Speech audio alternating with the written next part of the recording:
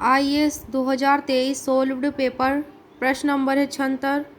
निम्नलिखित कथनों पर विचार कीजिए। कथन 1 है, संयुक्त राष्ट्र संघ की विश्व जल विकास रिपोर्ट 2022 के अनुसार भारत प्रति वर्ष विश्व के भौम जल के 1/4 से अधिक जल का निष्कर्षण करता है।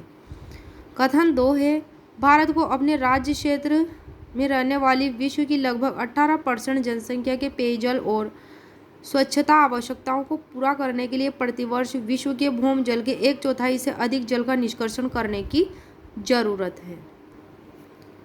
तो इस क्वेश्चन में कथन 1 सही है और कथन 2 गलत है, क्योंकि इस भौम जल का लगभग 89% उपयोग भारत में सिंचाई के लिए किया जाता है और यहाँ 80% जनसंख्या के पेयजल और स्वच्छ आवश्यकताओं को पूरा करने के लिए प्रतिवर्ष विश्व के भौम जल के लिए 1/4 से अधिक जल का निष्कर्षण करने की जरूरत है।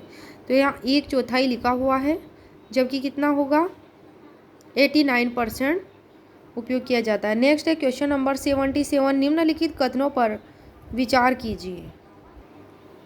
कथन 1 है, भारत के संविधान के अनुसार केंद्र सरकार का यह दायित्व है कि वह राज्यों को आंतरिक विक्षोभों से बचाए। किसका दायित्व है? केंद्र सरकार का। कथन 2, भारत का संविधान राज्यों को निवारक निरोध में रखे जा रहे किसी व्यक्ति को विधिक काउंसिल उपलब्ध कराने से छूट प्रदान करता है। कथन 3 है, आतंकवाद निवारण अधिनियम 2002 के अनुसार पुलिस के समक्ष अभियुक्त की संस्वीकृति को साक्ष्य के रूप में प्रयुक्त नहीं किया जा सकता है।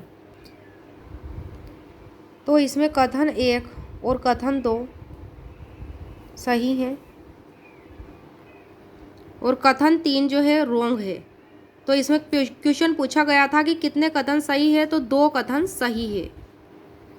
संबंधित नोट है, अनुच्छेद 355 में प्रत्येक राज्य को बाहरी आक्रमण के साथ साथ आंतरिक विक्षोभों से बचाना केंद्र सरकार का कर्तव्य है, ऐसा वर्णित है इसमें अनुच्छेद 355 में।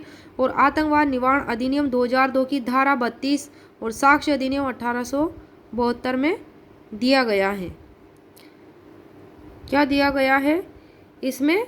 तो इसमें दिया गया है अभियुक्त की संस्वीकृति पुलिस के समक्ष क्या है की जा सकती है और साक्ष्य के रूप में प्रयुक्त की जा सकती है, और इसमें यह दिया गया कि संस्वीकृति साक्ष्य के रूप में प्रयुक्त नहीं की जा सकती, इसलिए यह रॉन्ग है। नेक्स्ट है क्वेश्चन नंबर 78। कौन सा एक देश दशकों से गृह कलह और खाद्य संकट से त्रस्त रहा है तथा हाल ही के पिछले दिनों में अति गंभीर दुर्भिक्ष के लिए समाचारों में था, तो वह सोमालिया देश था। क्वेश्चन नंबर है 79। भारतीय इतिहास के संदर्भ में अलेक्जेंडर की A.H. Longhurst, Robert swell, James Burgess और वाल्टर इलियट किस गतिविधि से जुड़े हुए थे? तो ये सब पुरातात्विक उत्खनन से जुड़े हुए थे। नेक्स्ट है क्वेश्चन नंबर 80। निम्नलिखित कथनों पर विचार कीजिए। कथन 1 है, भारत में जैव विविधता प्रबंधन समितियां नागोया प्रोटोकॉल के उद्देश्यों को हासिल करने के लिए प्रमुख कुंजी है। दूसरा है, जैव विविधता प्रबंधन समितियों के अपने क्षेत्राधिकार के अंतर्गत जैविक संसाधनों तक पहुंच के लिए संग्रह शुल्क लगाने की शक्ति सहित पहुंच और लाभ सहभागिता निर्धारित करने के लिए महत्वपूर्ण प्रक्रिया है। किसके लिए? जैव विविधता प्रबंधन समितियों के लिए। तो इसमें से कितने कथन सही हैं? तो दोनों ही कथन सही हैं, पहला और दूसरा। नेक्स्ट है क्वेश्चन नंबर 81। भारत के राष्ट्रपति निर्वाचन के बारे में निम्नलिखित कथनों पर विचार कीजिए। किसके बारे में विचार करना है? भारत के राष्ट्रपति निर्वाचन के बारे में। पहला है कथन, संसद के दोनों सदनों में से किसी भी सदन या राज्यों की विधानसभाओं में नाम निर्दिष्ट किए गए सदस्य निर्वाचक मंडल में शामिल किए जाने के लिए भी अर्ह हैं। तो ये कथन रॉन्ग है। कथन 2, निर्वाच्य विधानसभा सीटें जितनी अधिक होती हैं उस राज्य के प्रत्येक एमएलए के वोट का मान भी उतना ही अधिक होता है। ये कथन भी रॉन्ग है। और तीसरा कथन है, दूसरा कथन क्या था? निर्वाच्य विधानसभा सीटें जितनी अधिक होती है उस राज्य के प्रत्येक एमएलए के वोट का मान भी उतना ही अधिक होता है। ये भी रॉन्ग है। तीसरा, मध्य प्रदेश के प्रत्येक एमएलए के वोट का मान केरल के प्रत्येक एमएलए के वोट के मान से अधिक है। तो ये तीसरा कथन भी रॉन्ग है। चौथा है, पुडुचेरी के प्रत्येक एमएलए के वोट का मान अरुणाचल प्रदेश के प्रत्येक एमएलए के वोट के मान से अधिक है, क्योंकि अरुणाचल प्रदेश की तुलना में पुडुचेरी में कुल जनसंख्या का निर्वाचित सीटों की कुल संख्या से अनुपात अधिक है। तो कितने कथन सही हैं? तो केवल एक ही कथन सही है, केवल एक ही कथन सही है। तो इसमें से कौन सा कथन सही है? तो कथन नंबर 4 स्टेटमेंट सही है। पुदुचेरी के प्रत्येक एमएलए के वोट का मान अरुणाचल प्रदेश के प्रत्येक एमएलए के वोट के मान से अधिक है, क्योंकि अरुणाचल प्रदेश की तुलना में पुडुचेरी में कुल जनसंख्या का निर्वाचित सीटों की कुल संख्या से अनुपात अधिक है। कथन 1 में इसलिए रॉन्ग होगा ये कथन 1, इसमें बताया गया है कि दोनों में से किसी भी सदन का भाग लेना बताया गया है, जबकि राष्ट्रपति के निर्वाचन में दोनों ही सदन भाग लेते हैं, लोकसभा राज्यसभा और ये सब। दूसरा कथन इसलिए गलत है, इसमें कहा गया है कि विधानसभा सीटें जितनी अधिक होती है उस राज्य के प्रत्येक एमएलए के वोट का मान भी उतना ही अधिक होता है। ऐसा नहीं होता है, उतना ही अधिक नहीं होता है। तीसरा है मध्य प्रदेश के प्रत्येक एमएलए के वोट का मान केरल के प्रत्येक एमएलए के वोट के मान से अधिक है। ऐसा नहीं है, केरल के प्रत्येक एमएलए का वोट का मान अधिक है, किससे? मध्य प्रदेश के प्रत्येक एमएलए के वोट के मान से।